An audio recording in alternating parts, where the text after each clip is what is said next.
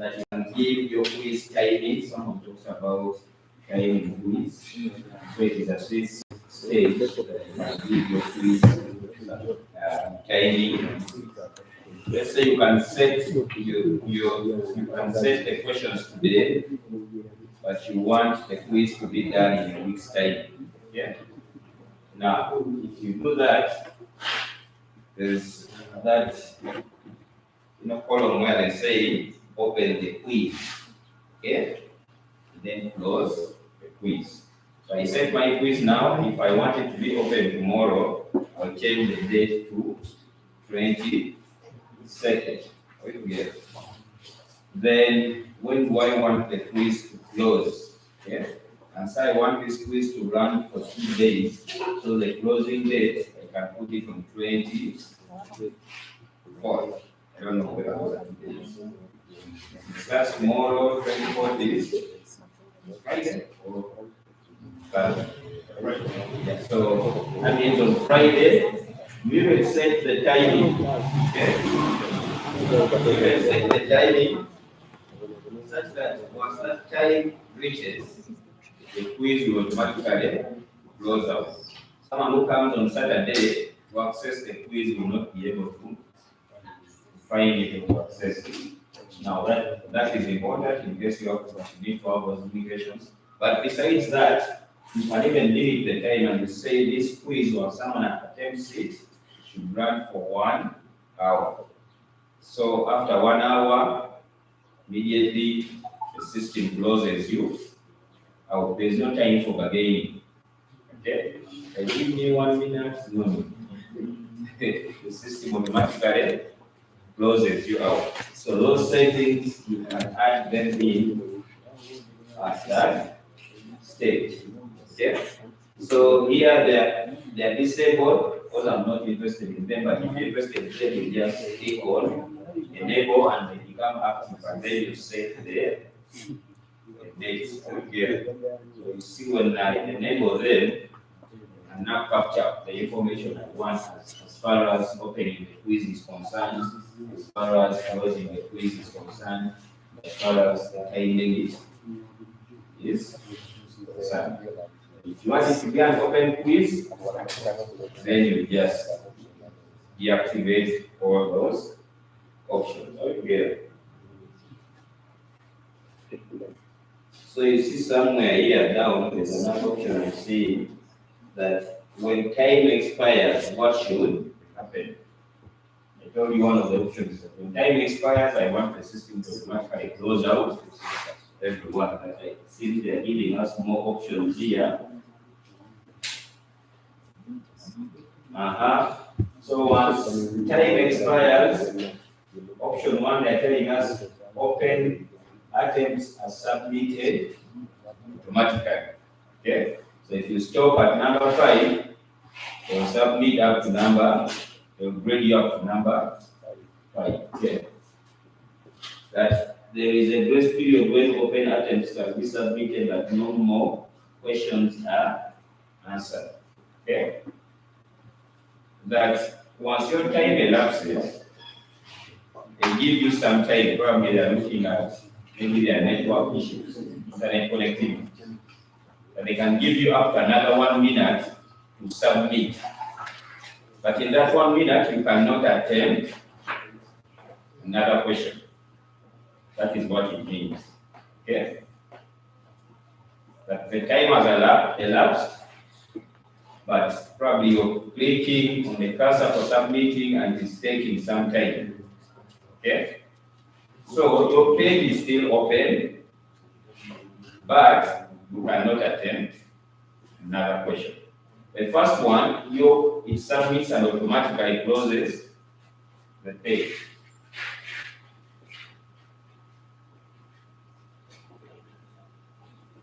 And then this one is very harsh a bit. Attempts must be submitted before time expires, or they are not counted. That means you must be time conscious.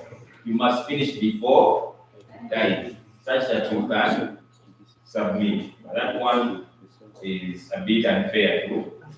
students. Okay. In fact, the most friendly one is there's a grace period when attempts can be submitted, but no more questions are answered. Okay. I'll deactivate the. Then the other option is, which I feel is important, is grading. Grading, see option 1, grading category. This one is uncategorized, but normally they will grade, let's say for us, the university. We normally say we have 2 sets of courseworks, then we have the final exam. The way we grade, our grading category is that coursework 1 carries 15 marks, coursework 2 carries 15 marks, and then final exam carries 70 there. So the total being 100. So that is what we mean by grade category. If you're setting your quiz here, see the only left us with an option of uncategorized. Yes, so that means once we graded this quiz and downloaded it from the e-learning system, we can grade it at our wish. Yeah, whether you want it to be 15%, or you want it to be 30%, or you want it to be 20%, at our wish. And then what is important is grade to pass. That is very important. But if there are 10 questions, at what level do you say that someone has passed? Okay? Is it when they get 50% of the 10? We agree on that. In the university, if you get below 49 and downwards, that means you failed. If you get 50 and onwards, that means you passed. So we can say if we have 10 questions, our grade to pass is if someone gets 5 questions, passes 5 questions onward, isn't it? So you set your grade to pass. Okay? Let's say 5. Attempts allowed. How many times do you wish a student to attempt a question? Okay? There are many options. 1 up to infinity. Okay? But in assessment, if you allow more than once, there must be an imputation. Yeah? The weight of the marks cannot be the same. Someone who has done it more than who has done it once. Maybe if someone who attempts 1 gets 1 full mark, but if you attempt twice and you pass it on the second time, I give you 0.5. Okay? Those implications those are things you dictate as a teacher. But you can say no, whether someone attempts 3 or 4 times, the whatever is the same. The marks I'm allocating is the same. What about the grading method? You can still actually work with what I've just said. The grading method can be the last attempt. That if you have attempted more than once, then I consider marks for the last attempt. Or you have attempted more than once, you passed in the last attempt, which is good for you because you're learning, but I will still consider your first attempt. And I give you 0. Can we together? But this is good for you to learn because you eventually get to know the answer. Okay? There's that option. Then there's the option of average grade. If I attempted 10 times, then I get the average of 10. Yes, sir. Mine is also attempts allowed. I don't know your rights. Have you allowed anything? I've said it. You've seen it. Yes, sir. Okay. Has come. Already. Okay, so the other option is highest grade, that you've attempted the questions 10 times. In the first attempt, you got 3 out of 10. The second one, you got 1 out of 10. The last one, you get 8 out of 10. So I go for the highest attempt. That is the meaning of that. Another important aspect, the layout may not be so important. A layout, what they want in the layout, that how many questions? I know you must have experienced some of the things online when you do those interviews. Yeah. Layout, they mean how many questions do you want per page? Yeah.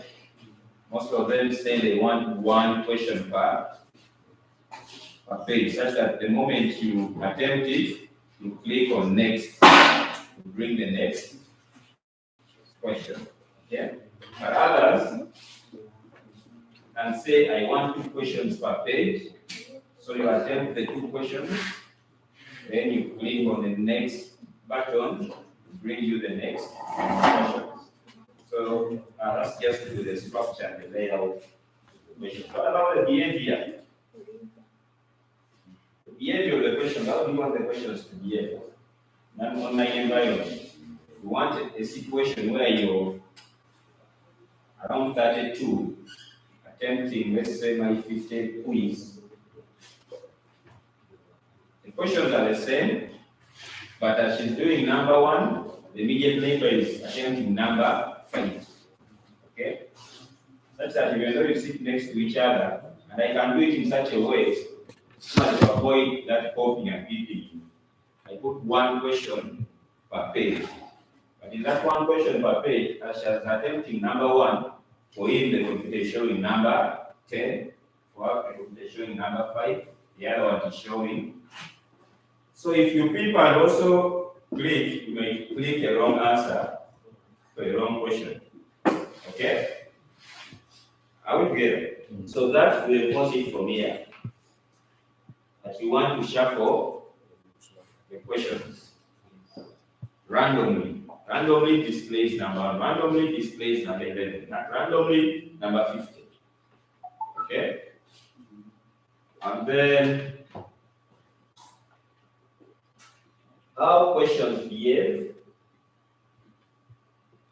upon attempting them, that there's an option of once I've finished attempting, I want immediate feedback. There's this option.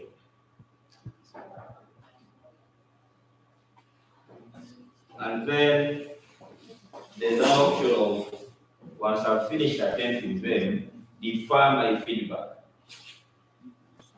Okay, I can get it later. Then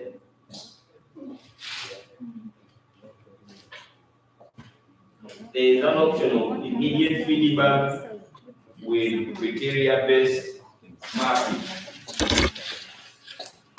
That you first mark my answers, then immediately give me the feedback. But normally what we're interested in most is immediate feedback. And what else is important?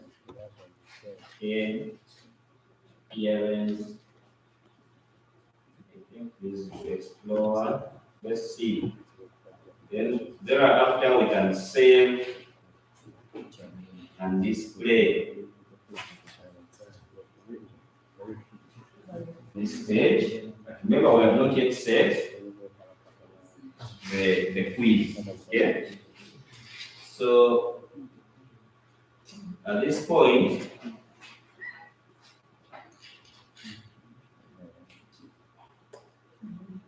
we see we have set up our environment for the physics quiz. Now we want to begin adding in the questions for the physics quiz. So we see the option of add questions. Add questions.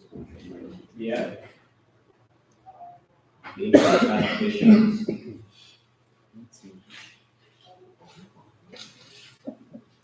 Yeah. So we are ready now to start capturing your questions. So we okay.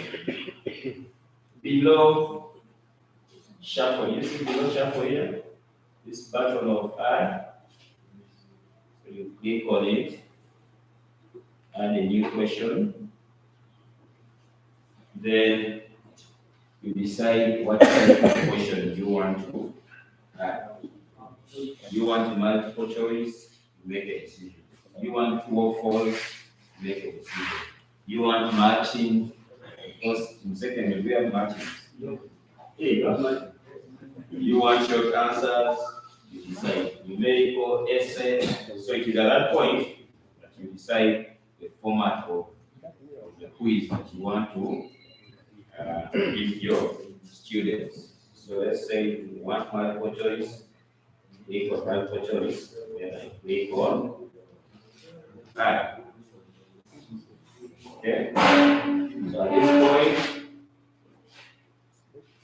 I'm ready to start capturing the questions. What is the question name? Yeah. Question name is question 1. After that, question 2. After that, question 3. Upon each question that you're adding. Okay? So you say question.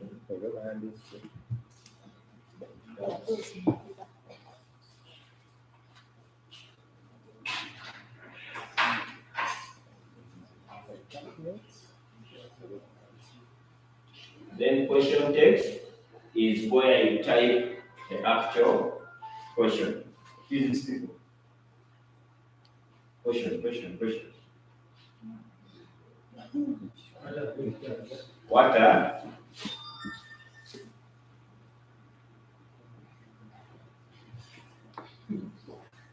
This is mathematics.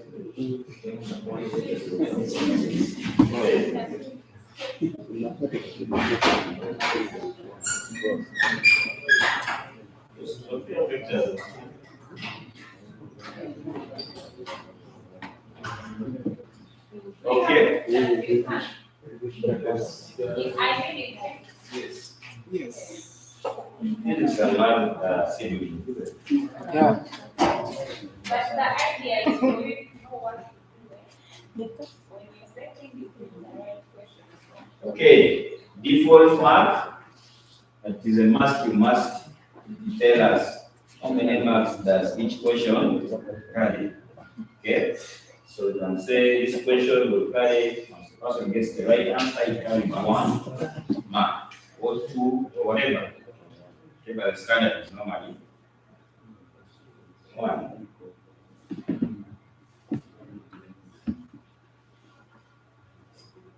You can give a general feedback, ID number. Okay.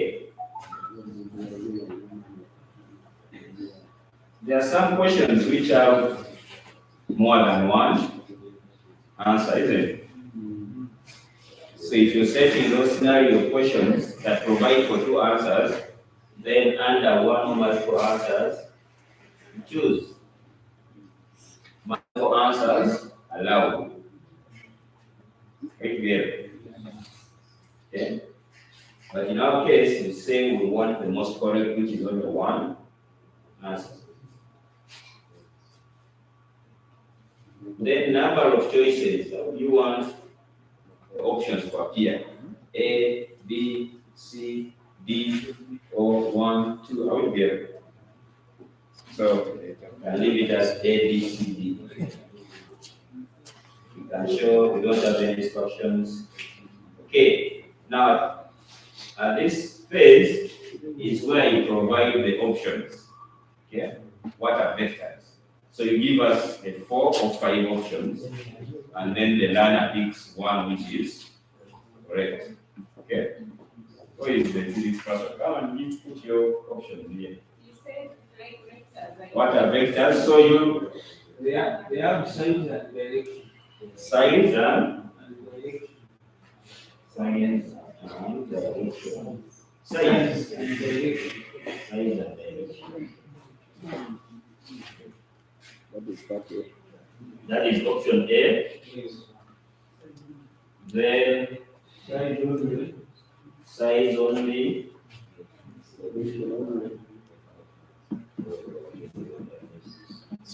And then None of the above.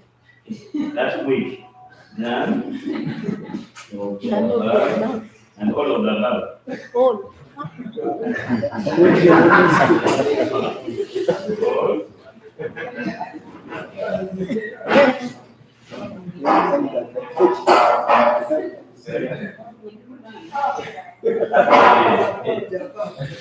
Okay, so we have 4 options, and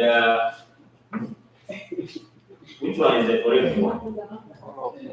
Which one is the correct one? Size and direction. So we come under this option of grade. Okay, under this option of grade, we give size, being the correct one, we give size and direction 100%. Because the system is the one which is going to mark. Okay, so whoever clicks on that option, they get mark. So when you click on the other options, you don't get any mark. So under feedback here, if you notice, if you interacted with this online quiz and interviews, there's an option for feedback. So under feedback, you explain why size and direction is correct. Okay? Such that the student clicks, but then be able to read and understand why size and direction is the most correct answer. And even for the wrong answers, you must explain why they are wrong and why size and direction are the right answers. Okay? Okay, so we have one. Okay. What else do we need? This is also important, so we can save changes.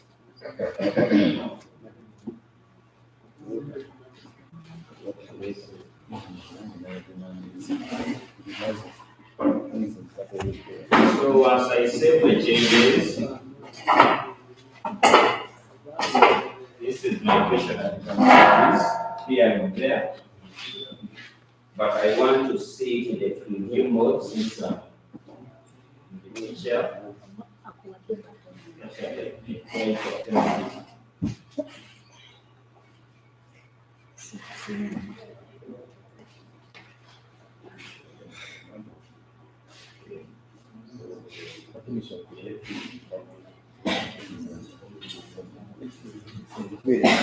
Okay, let me try to view it in the preview mode such that I can attempt it. I can't attempt it as the teacher because it's the students who are meant to, but I can test it out. But when I test it, that information is not sent to the database because I'm in the preview mode. But once a student attempts it in their account, straight away that information is sent to the database, detailing whether they have passed or they have failed. Then your role as a teacher is simply download that Excel CSV file, the one we downloaded earlier on when we were dealing with Google Forms. Do you remember? So once we finished, once the system has finished grading, it allows. So someone will ask, how do I get those results and share them with the students or analyze them so you can be able to download. So in our preview format, this is the way the page will appear. What are vectors? Okay? So let's say all the above. Okay. Then I say submit, finish. Okay. Your answer is incorrect. The correct answer is size and direction. Now you know why I told you that it is always fair if someone has the second attempt. The system is already even telling them the answer, so they cannot get the same mark. If someone who attempted it for the first time. These and more in our tutorial. Okay? We want to, I don't know what we're going to do. I want to proceed to this area. You're going to just share the system with the interaction. So in the beginning, they cannot communicate. Yeah. But more of you ready. So what do? We want, probably the first 1 hour in the morning, we want you to have the scheme of work, the lesson plan, and the theme ready to present. So that means at 9 sharp, we begin our presentation. I want us to agree on that. Because I know right now you're going to go different ways. You can, in the meantime, you can make use of the collaborative tools. But for us tomorrow, at 9 we want the presentation. We want them to take at top for the 5 minutes because we have to go through other tools that can make you to improve those very presentations. Wow. Otherwise, we cannot come tomorrow and start teaching you something before knowing how. Already your presentations are not bad from what we had yesterday. So you just need to make teaching materials for the things that you're going to choose in your different topics. Are we clear?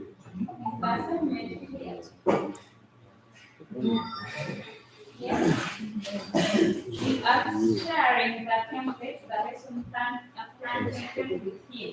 He's going to be He's going to share on your group.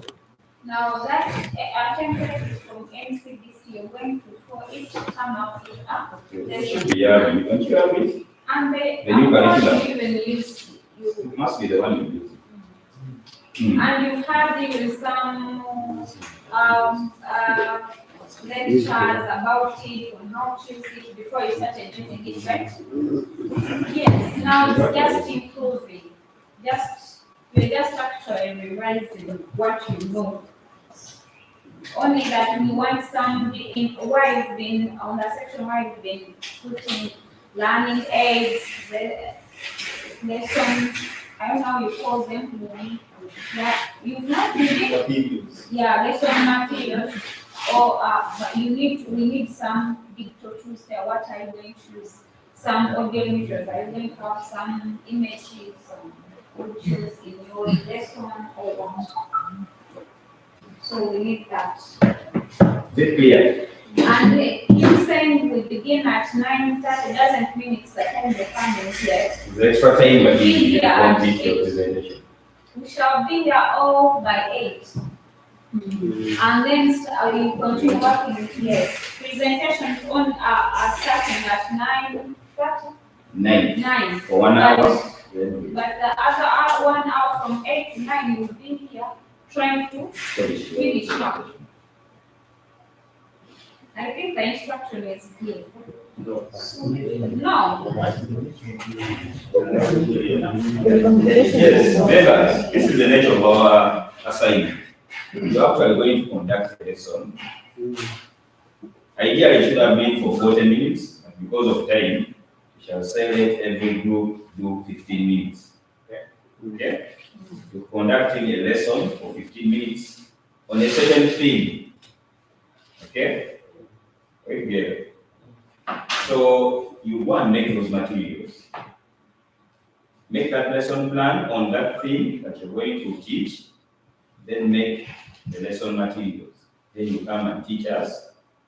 So Maximum tomorrow of your 15. students, all of us here, you're coming to teach. Yes, you prepare for lesson of 15 minutes. As a group, yes. The group is already physics, chemistry, mathematics, and biology.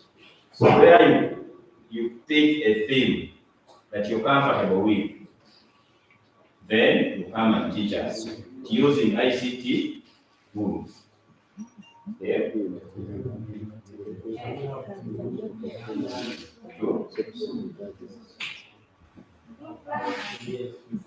You're going to conduct this as you've been conducting. You've been making lesson plans, right? What have you been using the lesson plans for? To teach your next class, or you just design them and leave them there? I'm not You've not been designing them. Hey, it's a must for you to make it. When you go into the class, it's a must for you to make a lesson plan. And you say, today, this is the thing that I'm going to teach. This is what I expect to achieve. Okay?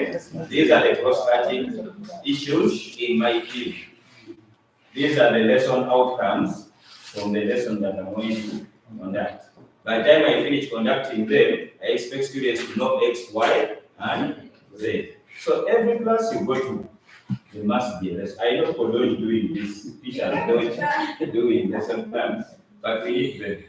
So as you come to teach us tomorrow, we need, because that is how you gauge understanding of students. Okay? Yes, sir. The issue when I'm a teacher in class. Sorry? When I'm a teacher in class, I don't display my schema and lesson plan to learners. And what I'm going to do tomorrow. Are we going to display a lesson or lesson? No, you tomorrow, because we are learning. Okay? That lesson plan will eventually, that's why we took you through the elements. Eventually, we'll upload it, the learning management system. Of course, a lesson plan, you put it in Word document. We shall also want to see, but mostly tomorrow, we shall be more interested in, you'll just display it for us, for our vision. Then, because normally it is for your supervisor, when they're evaluating you, isn't it? So, but when you're teaching us tomorrow, we shall be interested in your slides. Okay? That is why Madam Carol was telling me yesterday that as of yesterday, we were more interested in the answers, but from tomorrow, we shall now be even interested in how do you even display the content. Okay?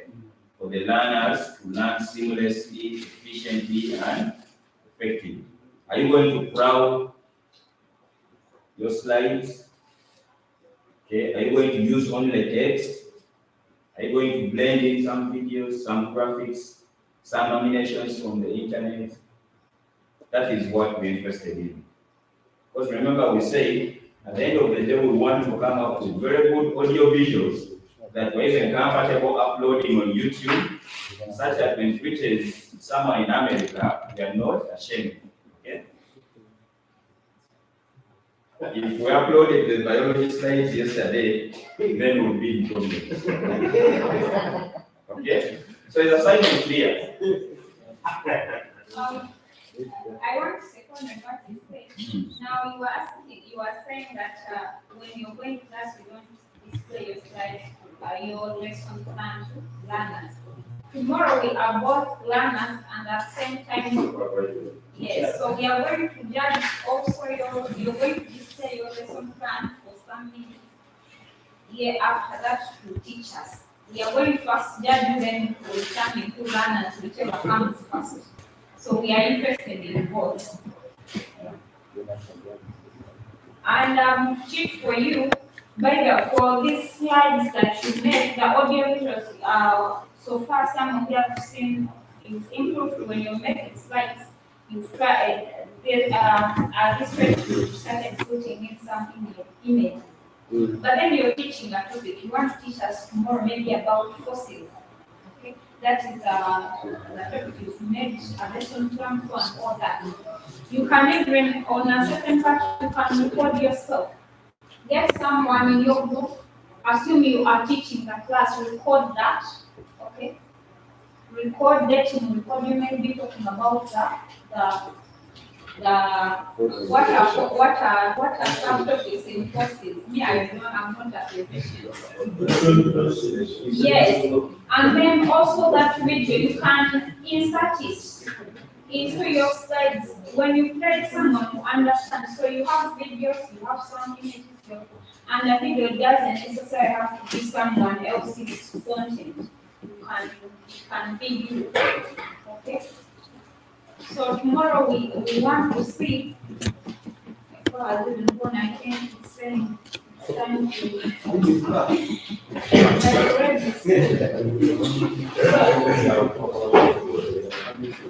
As we said, the more like us.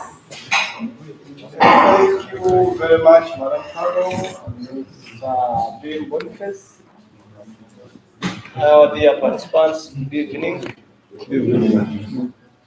Allow me extend my sincere thanks to the trainers.